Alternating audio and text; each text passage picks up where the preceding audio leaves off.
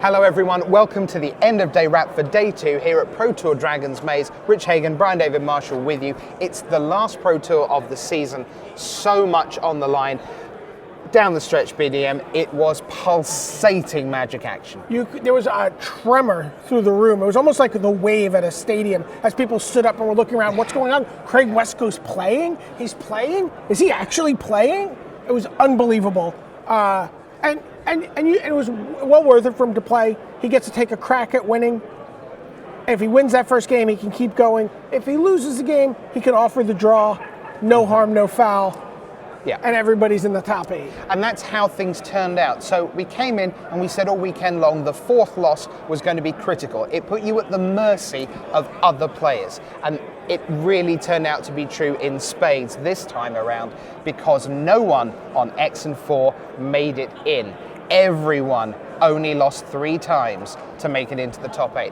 Now on screen we're going to show you the top 8 and we'll tell you what seed they're going to be tomorrow and also a little bit about their archetype. So let's see who have we got first up on the list. Slides are in no particular order here in terms of the seeding.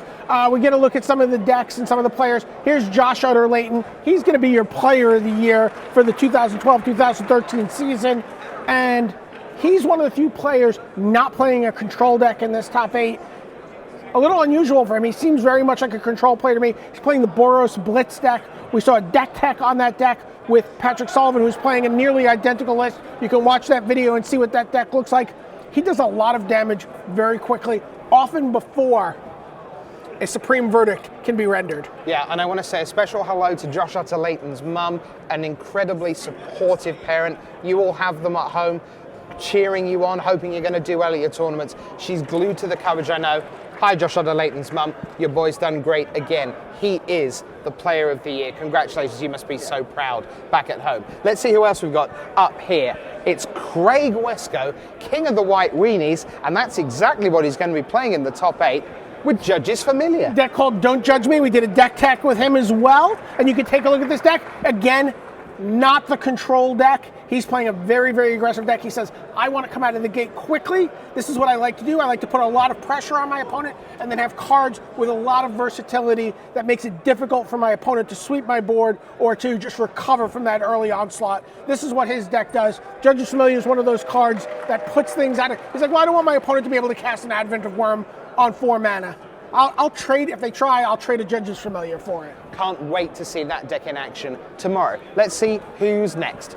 Well, this guy, what an incredible story this is. This is Rob Castellan. Our camera crew love Castellan, let me tell you. The underdog story, Dead Bridge chant, a level 2 judge. He was meant to be judging at a PTQ. He forgot to send the email in saying, sure, I'll judge that. So since he'd put the time off, he went and played. He went and won.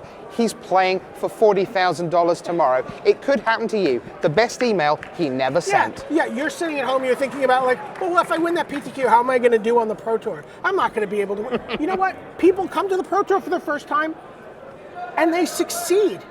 We have 2 players in the top 8 succeeding in their first Pro Tour. So, and he's tremendous deck, really exciting. Also, another deck tech that we covered this deck. I got a chance to talk to him about it. This is the Dead Bridge Chant. It's a 4-color control deck, mid-range deck, Dead Bridge Chant. He was one of the few people in the room playing this card and really, really displayed the power of it. All right, let's see who else is on the big board. Well, next up, it is... Dusty Ochoa. Yeah, so Dusty Ochoa is playing Esper Control.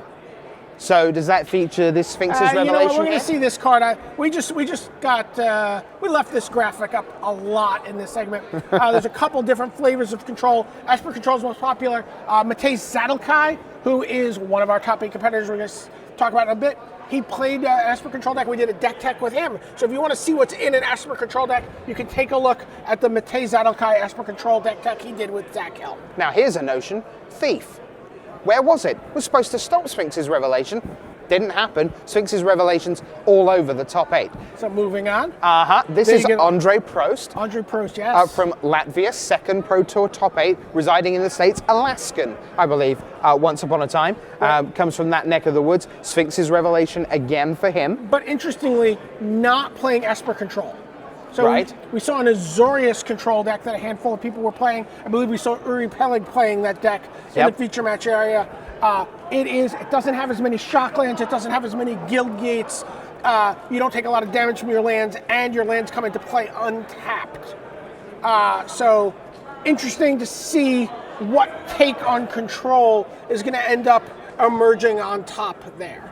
Okay, let's see who else we have. Yep, so again, it's Sphinx's Revelation. Sphinx's Revelation. And this is Andrew Shroud. Andrew Shroud, Johnny Hot Sauce. You're going to say that a lot, aren't you? I love saying it. It's outrageous. He's Mox competitor. Mox competitor. We just saw him in Boston. He's playing his Sphinx's Revelation deck, not playing his Azorius Control, not playing Esper Control. He's playing blue, white, red control.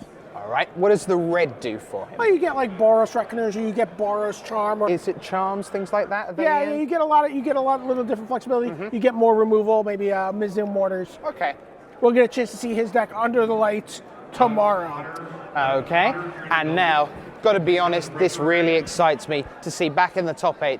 I think one of the most formidable players ever to come out of Japan, and that includes Hall of Famers Makihito Mihara. Is it fair to say that one of the favorite matches of Magic you've ever watched is Makihito Mihara versus Gabriel Nassif at Worlds in Paris? Absolutely insane, fantastic, yes.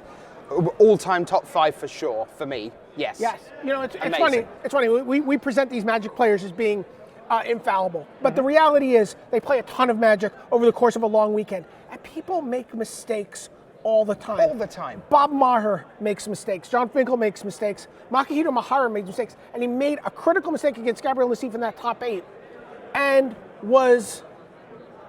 found himself, like, oh no, what have I done? Didn't fumble, thought his way out of it, figured out what he could do, and went on to win the match. Tremendous, where a lot of players who are of lesser resume might have just gone a little haywire at that moment. Yeah. Very impressive player. He is just a monster, and I would be very scared if I was ever good enough to play in a Pro Tour top 8 of facing him. Not pictured Matej Zadelkai, but that's because you're watching his video right now to see what's in his deck. Absolutely. Yeah, Matej Zadelkai, lead commentator on the European Grand Prix scene. We hope you've been enjoying the videos from there as we present live coverage all over the world coming to you. Tomorrow, turns out that some races are taken care of. Player of the Year, taken care of. Lots of those national races for World Magic Cup. We'll tidy all that up for you tomorrow on the webcast. Some races have yet to be run, and the one that counts most of all at the maze's end is Pro Tour Dragon's Maze. It doesn't count as much, but the Rookie of the Year title will also be decided tomorrow. Yeah, Castellan. We have Castellan or Andrew Shroud. Of course. Pro Tour debutante. Either of them could do it. Plenty of stuff going on. Now, wherever you are in the world, whether it's morning, noon, or night, make sure you're here for the quarterfinals, the semifinals, and the last game of the 2012-2013 season. It'll be the final of Pro Tour Dragon's Maze. For Marshall Sutcliffe, Greg Collins, and all the backstage team, Brian David Marshall. See you tomorrow. I'm your host, Rich Hagon, saying bye.